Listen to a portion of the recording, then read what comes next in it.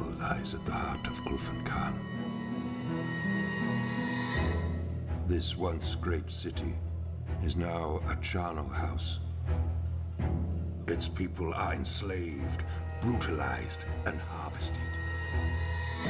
Their broken bodies raised up to serve the city's cruel master in death.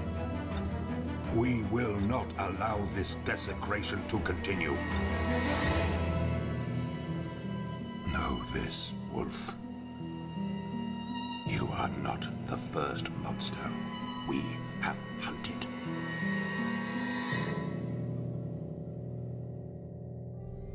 Hello and welcome to the first issue of the Cursed City Chronicle, where we are jumping into Warhammer Quest Cursed City in an ongoing series of looking into what's in the game itself, the models, the lore, all that kind of stuff.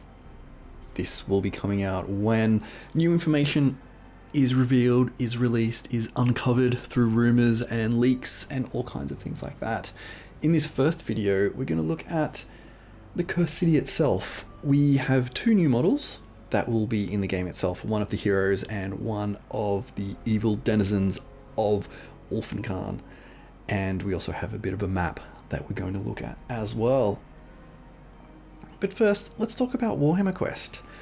Warhammer Quest itself is an old game. It's come out in various different forms throughout the years. In the 1990s, there was a version set in the Warhammer Old World.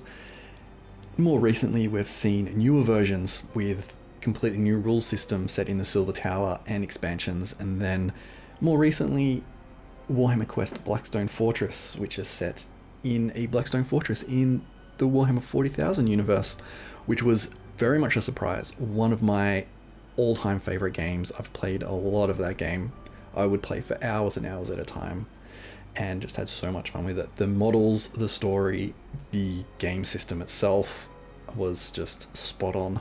So I'm quite excited for the Cursed City. I think they've learned a lot from the Silver Tower and Blackstone Fortress, so I'm keen to see what's happening here. The Cursed City itself is a decaying city of Ulfenkarn, where you play as a band of heroes who rise up to topple an undead tyrant. Ulfenkarn itself is located in the heart of Shyish, and it can trace its history back to the Age of Myth. A mighty citadel was constructed by three noble dynasties of Azorite descent, and for many generations, the living and the spirits of the land lived together peacefully. The city bred a tough people whose strength could be sorely tested during the Age of Chaos. As the Dark Gods poured their hateful legions into reality, the city found itself isolated and was laid waste by Slorn the Ravener. The only chance to survive was to agree to a pact with a potential savior, a pact that the city would regret forever. So in a future Cursed City Chronicle, we will come back and have a much more in-depth look at the video itself, but we have played that at the beginning of this first issue of the Chronicle.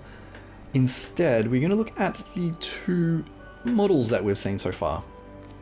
The first up, they are calling the Agents of Defiance. This is Jelsen Darrock. And Jelsen Darrock is a one-man death squad with a merciless streak a mile wide. He was once a part of the Order of Avzir, a well-known and fearsome hunter of witches, aethergeist, and cultists of the Dark Gods. Though his contact saw him expelled, the exact reason remains a guarded secret. So Jelsen is a witch hunter or vampire hunter decked out in numerous weapons. We have stakes, very large stakes on his side, a giant sword on his back, a hammer in his left hand, and in his right hand he has a rifle which also has a wooden stake firing mechanism, so definitely expect some vampires in this game. This harkens back to very much, to me, Mordheim. I did make a prediction in another video on the channel that if there was a Warhammer Quest game, I had a feeling this model would be in it, and I was just joking around saying Warhammer Quest Mordheim. I think we're going to see some Mordheim inspired things. It does feel very Mordheim. That's gothic, dark story and models and lore set in a city that's decayed and destroyed, very much like Mordheim. This isn't Mordheim, we do have to stress that. This is a completely different game, completely different city, completely different story, but it does have a lot of that feel to it. And Jelsen Darrock definitely comes across that way. We can see on the website itself that there may be 6 agents of Defiance, that is 6 heroes. In the video itself, we see the back of 4 different heroes, and again, we'll go into that in a little bit in another issue, but it looks like we have 6 characters, which is very cool. I think the more characters, the better. It means you can run different teams of adventurers. So I'm keen to see what new ones come out, and as they come out, we will release new videos. Then we have the bad guys. Only 1 model so far, and then naming these models the Overlords of Ulfenkarn. The first one we have is Gorslav the Gravekeeper. This gaunt and towering creature tends the crypts and carnal pits of Ulfenkarn corpse gardens. Silently, he toils away in his unshallowed domain, ignoring the screaming terrors of his victims as he buries them alive beneath mounds of cold grave soil. So this is... it's dark. This is going to be a very dark, very, very dark game. I'm very excited. The model itself, no idea what's going on. Like, the thing that jumps out firstly is the giant ornate shovel, which would very much be used as a weapon. And then his helmet, which seems to be made of bones or wood, maybe a combination of the both. We can't really say it's a helmet, it's more of a mask. And as we look down, he seems to be either pulling up or pushing down on the top of a coffin with a hook hand, either stopping a zombie from coming out or helping it out. I get the feeling that he's helping it out. And also he has spikes, very ornate gothic brass or metal spikes stuck into his back with skulls in them. So those are the 2 models that we have so far.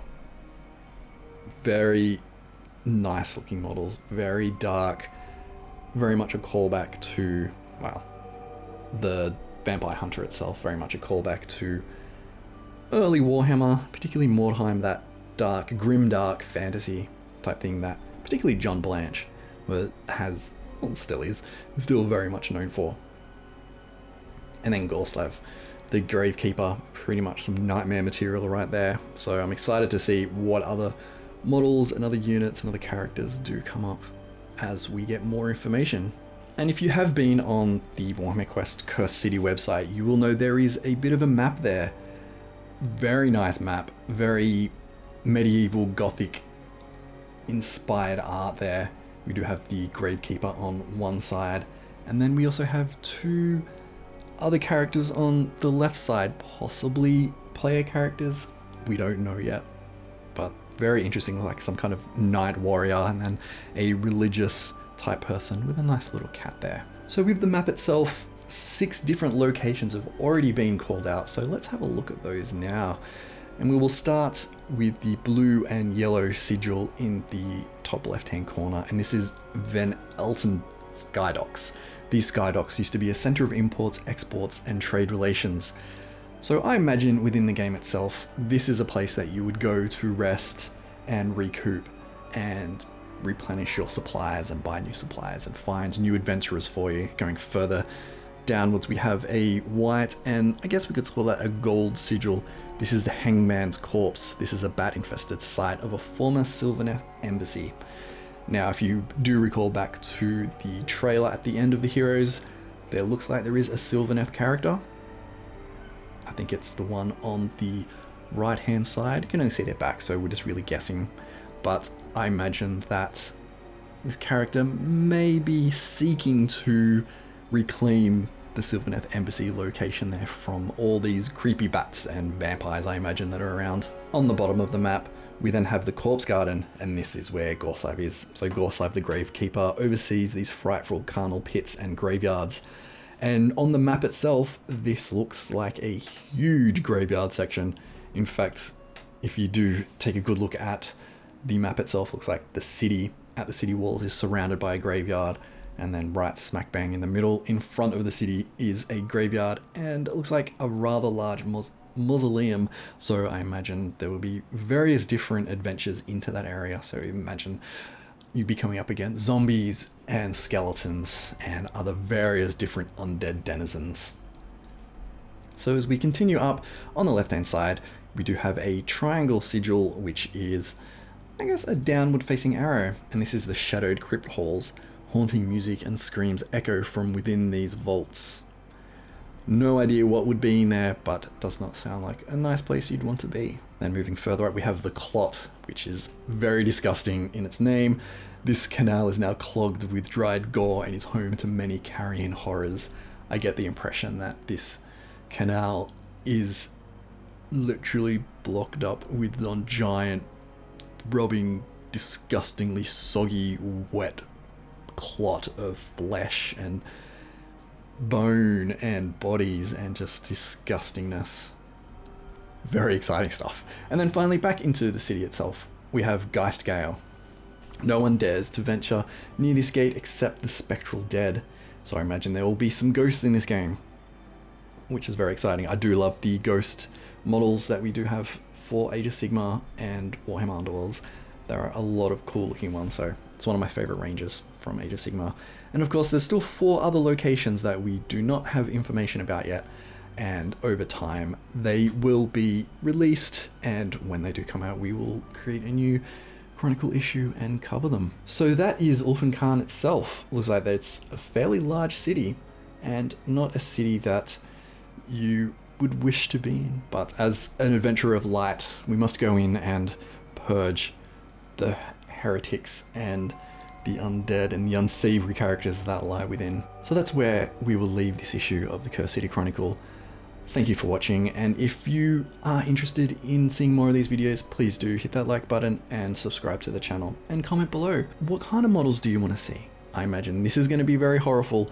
I do imagine that there will be lots of ghosts, lots of vampires, zombies, skeletons, and some other bizarre things that rest at the deepest, darkest realms of your nightmares. So I'm excited to see that. So thank you for watching, and I will see you in the next issue.